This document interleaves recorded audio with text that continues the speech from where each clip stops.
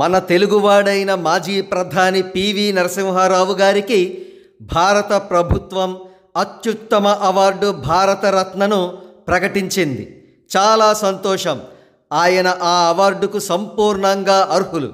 కాగా భారతరత్నకు అర్హులైన మరొక తెలుగువారు ఎవరు అని ప్రశ్నించుకున్నప్పుడు ఖచ్చితంగా పద్మవిభూషణ్ మెగాస్టార్ చిరంజీవి గారి పేరే గుర్తుకు వస్తుంది.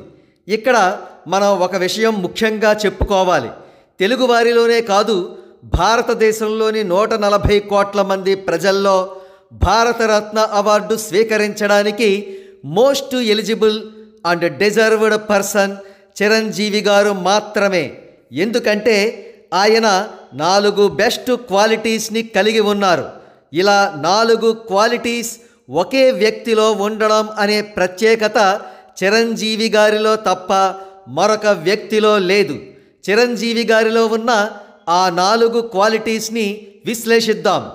ఫస్ట్ క్వాలిటీ, చిరంజీవి గారి వృత్తి అయినటువంటి సినీ రంగంలో గత 4 దశాబ్దాలుగా నంబర్ 1 హీరోగా ఉంటూ తెలుగు సినిమా స్థాయిని తన సినిమాల ద్వారా పెంచారు చిరంజీవి. ఒకే నటుడు నవరసాలతో కూడిన ఆల్రౌండ్ నటనను ప్రదర్శించడం, డాన్సులు చెయ్యడం, ఫైట్స్ చెయ్యడం అనేది తెలుగు సినీ చరిత్రలోనే కాదు, బహుశా ప్రపంచ సినీ చరిత్రలోనే మరో నటుడు చెయ్యలేడేమో. ఇకపోతే తాను ఎదగడం మాత్రమే కాక తన కుటుంబం నుంచి అనేక మందిని స్టార్ హీరోలను చేసి కొన్ని వేల మంది కార్మికులు ప్రత్యక్షంగా కానీ పరోక్షంగా కానీ ఉపాధి పొందడానికి కారకులయ్యారు మెగాస్టార్.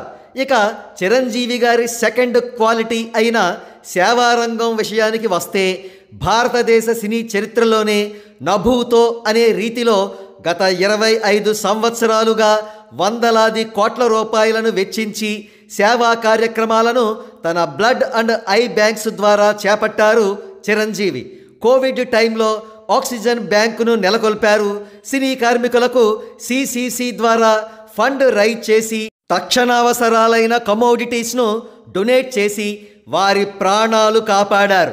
ఇవన్నీ ఒక ఎత్తైతే లక్షలాది మంది అభిమానులను సేవా కార్యక్రమాల్లోకి మళ్లించి వారిని సన్మార్గంలో పెట్టడం అనేది వెలకట్టలేని బిగ్గెస్ట్ అచీవ్మెంట్. ఇక చిరంజీవి గారి 3వ క్వాలిటీ లేదా అచీవ్మెంట్ విషయానికి వస్తే అది పాలిటిక్స్. కొంతమంది దుష్ప్రచారం చేసినట్టుగా చిరంజీవి గారు పాలిటిక్స్లో ఫెయిల్ కాదు, సక్సెస్ అయ్యారు. ప్రజారాజ్యం పార్టీని స్థాపించి 2 బలమైన పొలిటికల్ పార్టీలను ఎదుర్కొని 72 లక్షల ఓట్లు, 18% ఓట్ షేర్తో 18 ఎమ్మెల్యే సీట్లను 2009 జనరల్ ఎలక్షన్స్లో గెలుచుకున్నారు చిరంజీవి.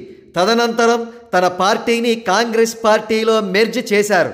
అటు పిమ్మట ముఖ్యమంత్రి పదవికి సమాన స్థాయి గల కేంద్ర టూరిజం శాఖ మంత్రిగా పనిచేసి అనేక అభివృద్ధి కార్యక్రమాలు చేపట్టారు చిరంజీవి.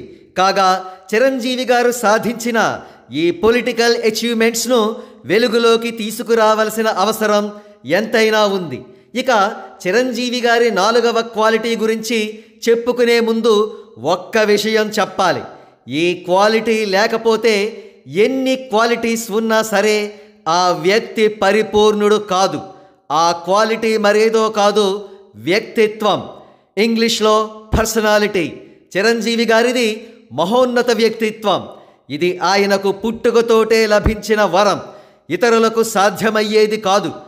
ఎంత ఎత్తుకు ఎదిగినా డౌన్ టు ద ఎర్త్గానే ఉండడం, కొంతమంది అసూయతో తన ప్రజెన్స్లోనే తనను దుర్భాషలాడినా విమర్శించినా చిరునవ్వుతోటే స్వీకరించగలగడం సామాన్య మానవుల వల్ల సాధ్యం కాదు, కేవలం కారణ జన్ముల వల్ల మాత్రమే సాధ్యమవుతుంది.